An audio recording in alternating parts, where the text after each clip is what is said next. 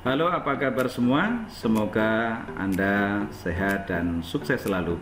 Saya Dr. Haji Suripto SEMAK akan mendiskusikan bagaimana cara menemukan ide sebuah penelitian yang baik. Nah, ide penelitian ini sangat penting sekali karena ketika kita memulai penelitian, melakukan penelitian, atau rekan-rekan mahasiswa akan memulai menyusun proposal skripsi, maka dimulai dari ide penelitian. Nah, bagaimana cara menemukan ide penelitian tersebut? Yang pertama adalah amati fenomena sosial yang berkembang di sekitar kita. Ya, bagaimana cara kita mengamati fenomena sosial yang berkembang di sekitar kita? Dengan cara kita membaca surat kabar, kita membaca berita online, dan lain sebagainya. Jika kita ingin mengetahui berbagai macam perkembangan perekonomian, mungkin kita baca Bisnis Indonesia, kemudian kalau online-nya kita baca CNCB. Kalau kita ingin tahu mengenai perkembangan politik, kita baca surat kabar Rakyat Merdeka dan lain sebagainya.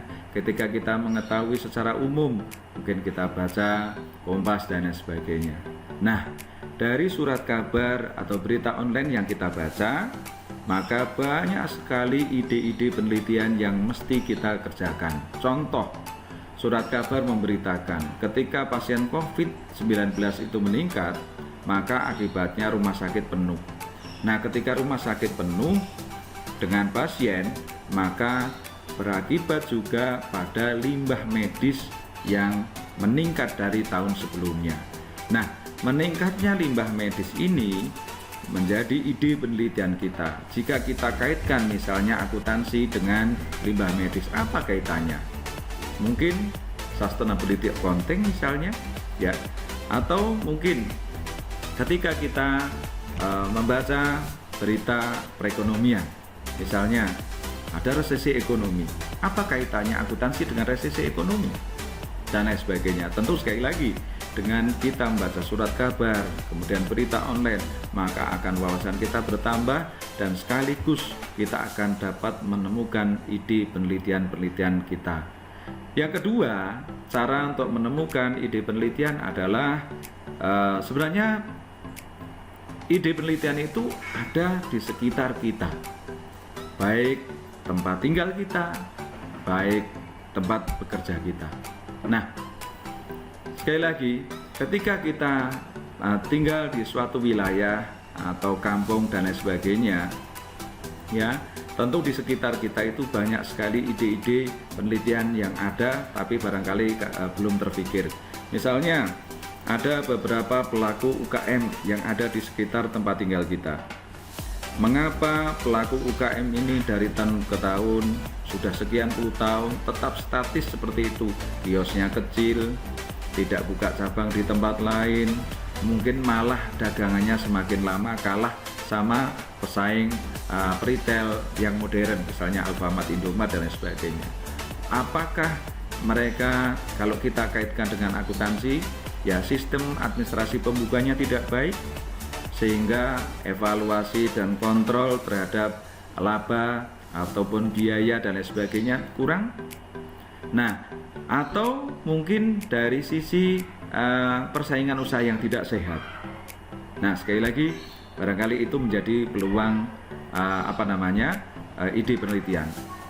Kemudian, misalnya kalau kita tinggal di suatu wilayah, misalnya di situ warga sekitar kita religius, ada yang sudah melakukan ibadah haji 5 kali, ada yang rajin sekali berangkat ke sholat ke masjid, ada yang berangkat ke gereja rajin, dan lain sebagainya. Pertanyaan yang mendasar, apakah tingkat religiusitas warga di sekitar kita tinggal itu berdampak terhadap pembayaran pajak? Nah, barangkali ini juga menjadi sebuah peluang penelitian. Nah, sekali lagi, dengan melihat fenomena atau masalah yang ada di sekitar kita, pertanyaan yang paling mendasar adalah apa yang bisa kita selesaikan dari berbagai macam persoalan tersebut. sekali lagi, tentu ini menjadi ide penelitian. Ketika kita teliti, maka kita akan menemukan jawaban-jawaban dari pertanyaan-pertanyaan yang saya sebutkan tadi. Yang ketiga, jika kita tidak bisa menemukan ide penelitian dari surat kabar, dari berita online, dari sekitar kita tinggal, maka ada peluang lain bagaimana kita menemukan ide penelitian itu. Sebenarnya ide penelitian itu kita bisa juga dapat dari artikel atau jurnal ilmiah. Tentu artikel dan jurnal ilmiah yang saya maksud adalah berkaitan dengan topik yang kita akan teliti. Contoh, jika mahasiswa jurusan akuntansi konsentrasinya audit, tentu Anda melihat jurnal ilmiah yang berkaitan dengan publikasi karya ilmiah mengenai audit. Kemudian mengenai pajak, kemudian mengenai akuntansi keuangan, akuntansi manajemen, dan lain sebagainya.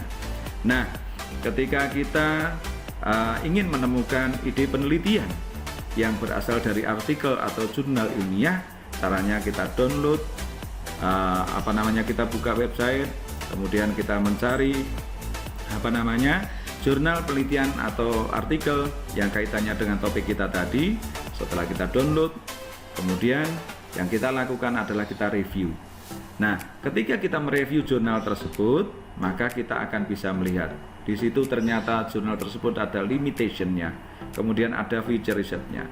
Dari limitation dan feature riset ini, maka kita mempunyai celah untuk bisa meneliti kembali atau menjadikan jurnal tersebut menjadi sebuah ide penelitian untuk bisa meneliti lebih lanjut. Nah, yang keempat, rekan-rekan sekalian, kita juga dapat menemukan ide penelitian itu melalui modifikasi dari penelitian orang lain. Ya, ada seorang pakar mengatakan bahwa sebenarnya di dunia ini tidak ada sesuatu yang benar-benar baru. Ya, tidak ada sesuatu yang benar-benar baru. Ya, jadi ada sesuatu yang bisa dikembangkan dari penelitian tersebut.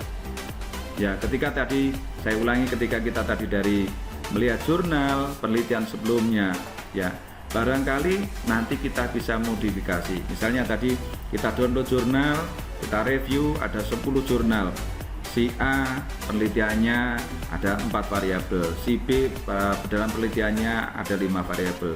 Ada variabel-variabel yang sama, ada variabel-variabel yang berbeda. Ketika kita buat metrik penelitian terdahulu, mungkin ada di situ namanya istilahnya riset gap. Ada perbedaan hasil penelitian yang satu dengan penelitian yang lain, padahal variabelnya sama. Nah, itu menjadi ide penelitian kita juga.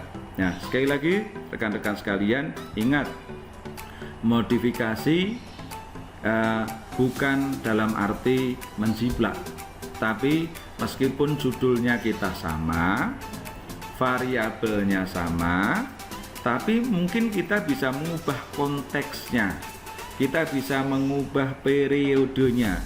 Kalau penelitian sebelumnya periodenya 2010 sampai 2015, mungkin kita periodenya bisa berubah, kita mengubah dari periode 2014 sampai 2019. Mungkin faktor-faktor penyebabnya, misalnya ketika kita membuat metrik penelitian terdahulu, misalnya TK avoidant. Sebenarnya TK avoidant ini dipengaruhi faktor apa saja sih? Si A mengatakan ada 3 faktor, si B ada 5 faktor, dan lain sebagainya. Nah, mungkin kita akan membedakan. Kalau si A ini faktornya ini, si B ini, kita berbeda lagi. Jadi, sekali lagi, meskipun judul sama, meskipun variabelnya sama, mungkin konteksnya penelitian kita berbeda, mungkin periodenya berbeda, faktor-faktor yang mempengaruhi juga berbeda.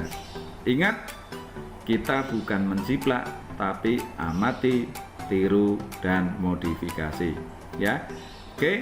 Sebelum saya akhiri, meskipun banyak sekali yang memberikan masukan terhadap Anda, sebaiknya mengambil judul ini, mengambil ide ini, penelitian ini, apa segala macam, ya.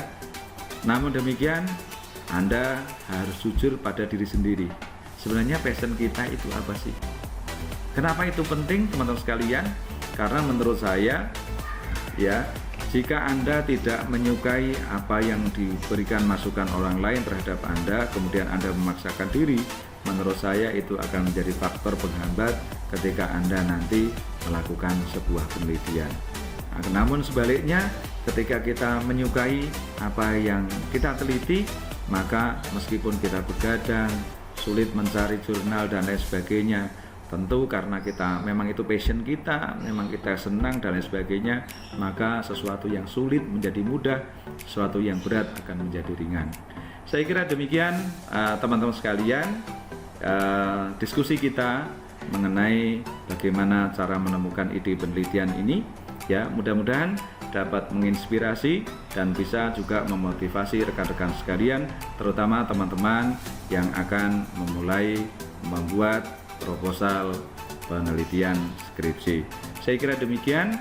Saya doakan semoga kita semuanya diberikan barokah sehat dan sukses dalam menjalankan aktivitas kita. Tetap semangat.